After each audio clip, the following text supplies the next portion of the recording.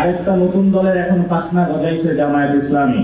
জামায়াতের এখন পাখনা গজিয়েছে বলে মন্তব্য করেছেন এনসিপির মুখ্য সংগঠক নাসির উদ্দিন পাটোয়ারি। তিনি বলেন, মুখে বিপ্লবের কথা বললেও তাদের ভেতরে আওয়ামী প্রীতি লুকিয়ে আছে, আর বিএনপি লন্ডন থেকে অনলাইনে ভয় দেখানোর চেষ্টা করে, যা বাস্তবে কোনো প্রভাব ফেলে না।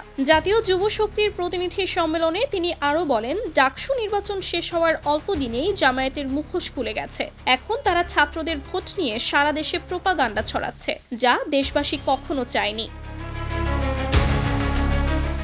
নাসির উদ্দিনের অভিযোগ, 2001 থেকে 2006 সালে যে বিশৃঙ্খলা তৈরি হয়েছিল তার মূল দায় বিএনপির ব্যর্থতা। তারা বহু সেক্টরে দুর্নীতি করেছে এবং এখন ধর্ম ও মুক্তিযুদ্ধের নাম করে মানুষকে বিভ্রান্ত করার চেষ্টা করছে। তার মতে, গত 15 বছরে শেখ হাসিনার সরকার টিকে থাকার পেছনেও বিএনপির ব্যর্থতার বড় ভূমিকা আছে।